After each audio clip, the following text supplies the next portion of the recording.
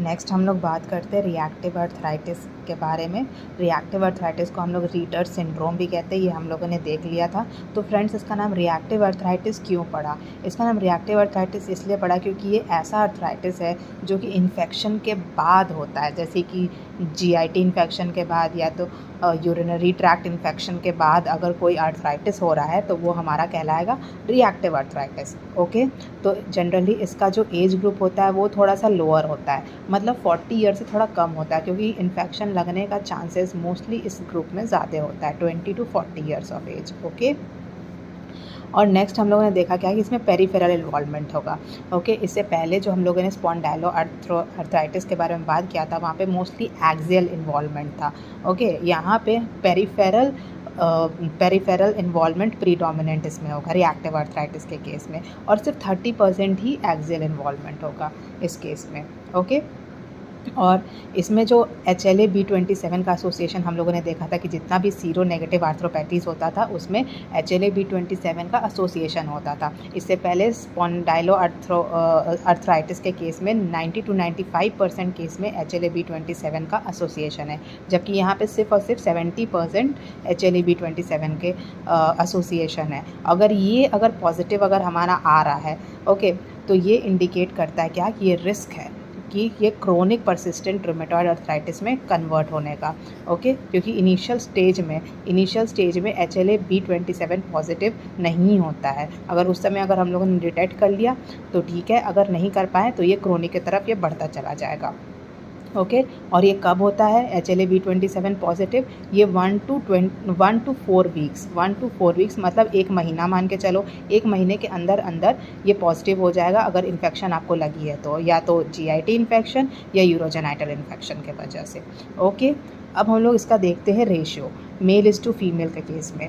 Mail is to, यहाँ पे ध्यान रखना है फ्रेंड्स, क्या ये बहुत इंपॉर्टेंट है। ये रेशियो अगर GUT मतलब urogenital infection, genito urinary tract infection के वजह से अगर रिएक्टिव अर्थराइटिस हो रहा है तो उस केस में जो मेल इज़ टू फीमेल का रेशियो होगा वो 9:1 होगा। ओके, यहाँ पे मेल प्रीडोमिनेंट है, मतलब मेल में जनरली 9:1 यहाँ पे देखने को मिल रहा है। Okay, most of the cases में रेशियो उल्टा होता है, स्पेशली अर्थराइटिस के केस में फीमेल का 9:1 होता है, पर यहाँ पर 9:1 मेल के केसेस में है। मेल का 9 है, फीमेल का 1 है। ओके, तो ये इम्पॉर्टेंट है। ये कब हो रहा है? ये हमारा जेनाइटो यूरिनरी ट्रैक्ट इन्फेक्शन के बाद हो रहा है। ओके, लेकिन अगर जीआईटी इन्फेक्शन अगर हुआ है तो उस केस में मेल और फीमेल का रेशो बराबर होता है, मतलब 1:1 होता है। ओके, और इस रिएक्टिव अर्थराइटिस का क्या कैरेक्टरिस्टिक होगा? तो ये यहाँ पे सब कुछ एसिमेट्रिकल होगा, सब कुछ एसिमेट्रिकल होगा। अगर मान लो अगर आपका हमने देखा क्या कि 30% अगर एक्सियल इन्वॉल्वमेंट भी है, अगर सैक्रोइलियाइटिस भी है तो वो भी एसिमेट्रिकल ही होंगे। ओके, तो इसका कैरेक्टरिस्टिक क्या चीज़ होता है? एसिमेट्रिकल होगा, और लोअर लिम्ब जो होगा उनका प्रीडोमिनेंट होगा। Okay, lower limb predominant oligo arthritis इसमें केस में होगा। ओके, ओलिगो अर्थराइटिस में मतलब 2 bones are mostly involve. Okay, यहाँ पे पॉलीअर्थराइटिस नहीं हो रहा है, यहाँ पे ओलिगो अर्थराइटिस हो रहा है। तो हमें क्या क्या याद रखना है? ये ओलिगो अर्थराइटिस याद रखना है, एसिमेट्रिकल याद रखना है, और GUT का अगर male is to female ratio अगर देखा जाए तो 9:1 होता है। ये 3 चीज़ हमें याद रखनी है।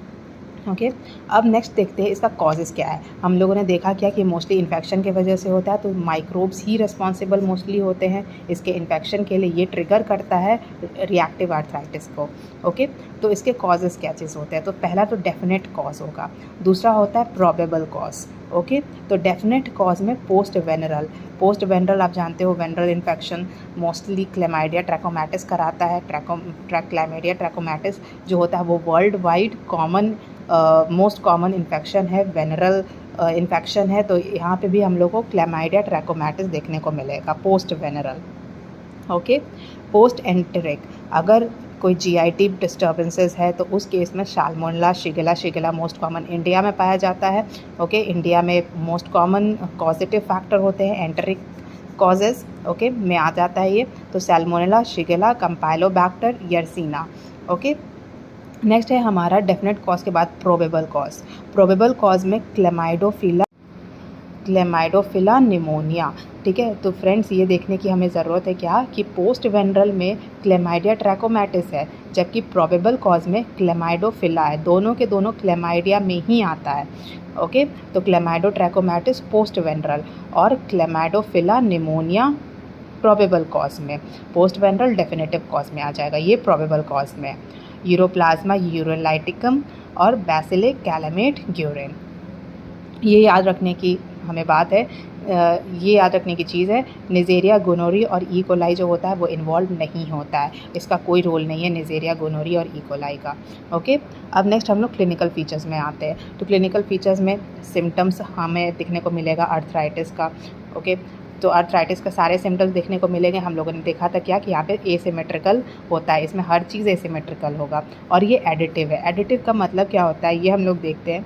एडिटिव का मतलब ये होता है यहाँ पे सारे जॉइंट्स इन्वॉल्व होंगे, जैसे नी जॉइंट, एंकल जॉइंट, सब टैलर, मेटाटार्सोफैलेंजियल जॉइंट। ओके, तो ये सारे अगर जॉइंट इन्वॉल्व है, मोस्टली ये देखो सारे जो जॉइंट्स होते हैं वो लोअर लिम्ब के हो।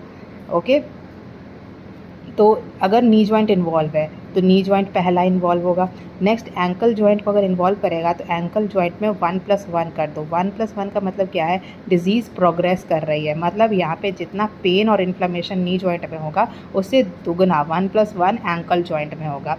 अगर सब टैरल इन्वॉल्व हो गया तो 1+1+1, मतलब ये एडिटिव है। ओके, ये सारा ऐड होते जा रहा है। और MTP मतलब मेटाटार्सोफैलेंजियल जॉइंट, M+1+1+1, मतलब ये 4 बार, तो ये एडिटिव होता है, मतलब डिजीज़ प्रोग्रेशन बढ़ते चला जाता है। ओके, तो ये है हमारा एडिटिव।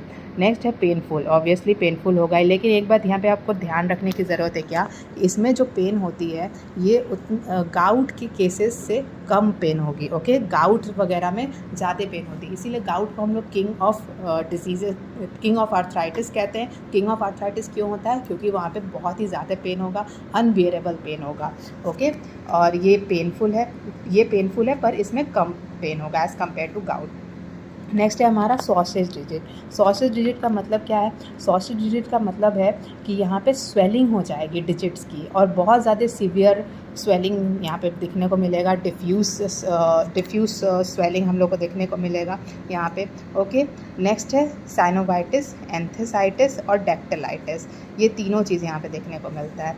तो एक बात ध्यान रखना फ्रेंड्स कि सिर्फ साइनोवाइटिस हम लोग को रूमेटॉइड आर्थराइटिस के केस में मिलता है। साइनोवाइटिस प्लस एंथेसाइटिस हम लोगों ने पढ़ा एंकाइलोसिंग स्पॉन्डिलाइटिस के केस में मिल रहा है, और यहाँ पे डेक्टिलाइटिस के साथ ये तीनों हम लोग को देखने को मिलता है रिएक्टिव आर्थराइटिस के केस में।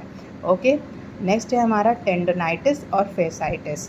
ओके, ये फेशियाज जो होंगे वो इन्वॉल्व होंगे, टेंडन्स अगर इन्वॉल्व हो गया तो टेंडनाइटिस प्लस फेशियाइटिस। ओके, तो ये सारे चीज़ हो गए। नेक्स्ट है क्रोनिसिटी, अगर ये डिजीज़ अगर प्रोग्रेस कर रहा है तो उसकी क्रोनिसिटी जो होगी वो इंक्रीज़ होते चले जाएगी। 15 to 20% इसका क्रोनिक है। स्टेराइल अर्थराइटिस, इस चीज़ का मतलब क्या है, इस चीज़ का मतलब है कि अगर आप बायोप्सी करोगे तो बायोप्सी में आपको ऑर्गेनिज्म दिखेंगे, ये सारे जो पॉजिटिव ऑर्गेनिज्म था, माइक्रोब्स, ये सारे आपको दिख सकते हैं। ओके, पर इसको आप लोग कल्चर में ग्रोथ नहीं करवा पाओगे, कल्चर में ये सारे ऑर्गेनिज्म ग्रोथ नहीं कर पाएंगे, लेकिन आप लोग को ये सारे ऑर्गेनिज्म आपको दिखेंगे मोनोसाइट्स के अंदर। जो भी साइनोवियम जो इन्वॉल्व है वहाँ पे मोनोसाइट्स आएगा, मोनोसाइट्स के अंदर ये सारे ऑर्गेनिज्म दिखेंगे, लेकिन ये कल्चर में ग्रोथ नहीं कर पाएगा, इसीलिए हम लोग इसको स्टेराइल अर्थराइटिस कहते हैं। ओके, ऑर्गेनिज्म तो है पर ये स्टेराइल है। ओके, नेक्स्ट हम लोग बात करते हैं अदर एक्स्ट्रा आर्टिकुलर फीचर्स में। तो एक्स्ट्रा आर्टिकुलर फीचर्स में हमारा आता है सबसे पहले स्किन। ओके, तो स्किन में ये केराटोडर्मा ब्लेनोरेजिका, केराटोडर्मा ब्लेनोरेजिका जो ये होता है, ये मैनिफेस्टेशन है हमारा स्किन का। इसमें क्या चीज़ होता है, इसमें हाइपर केराटोटिक वेसिकल्स बनने लगते हैं, मतलब एक वेसिकल्स होगा, ठीक है, वेसिकल्स आपका पाम्स में, सोल्स में छोटे छोटे वेसिकल्स बनेंगे। ओके, और फिर ये सारे वेसिकल्स जो होंगे ना ये टूट जाएंगे, ये बर्स्ट होकर के क्रस्ट बनाएगा, इस टाइप का क्रस्ट ऐसे फॉर्म करेगा। ओके, तो ये इसको हम लोग केराटोडर्मा ब्लेनोरेजिका कहते हैं। ये 25% केस में हम लोग को दिखने को मिलता है। इसमें क्या होता है कि जो हमारा पाम्स होता है, सोल्स होता है, वहाँ पे वेसिकल्स बन जाते हैं। ओके, और वेसिकल्स कैसे होते हैं, हाइपर केराटोटिक होते हैं, हाइपर केराटोटिक वेसिकल्स होके जो कि बर्स्ट करके क्रस्ट बना देता है, इस टाइप का क्रस्ट बन गया।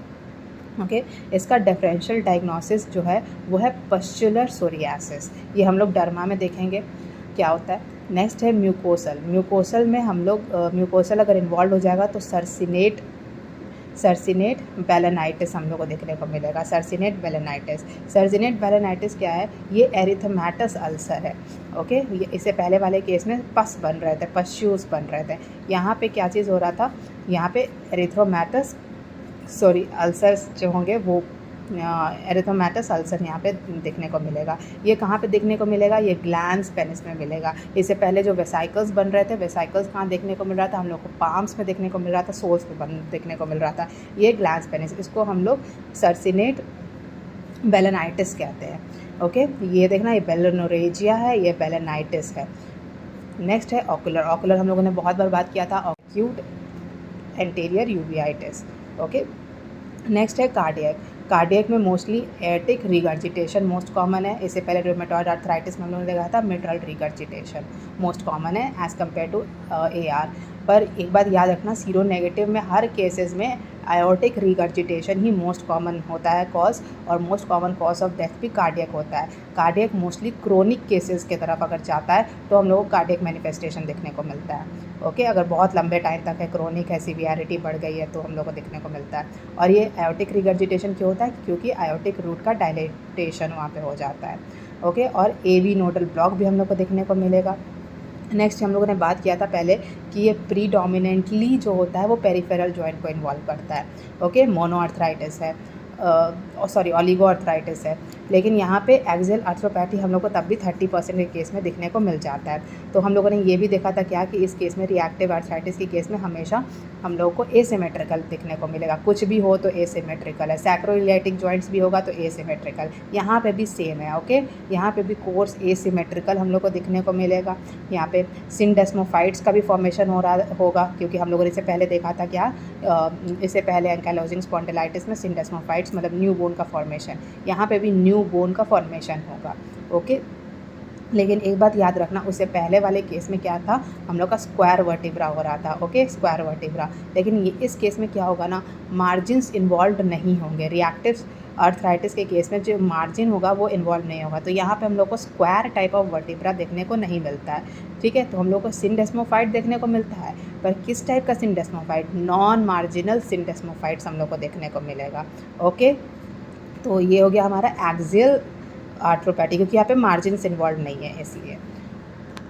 नेक्स्ट हम लोग क्लिनिकल फीचर्स के बारे में बात करते हैं। तो क्लिनिकल फीचर्स के केस में हमेशा ध्यान रखना, ये कम्प्लीटली एक क्लिनिकल डायग्नोसिस है।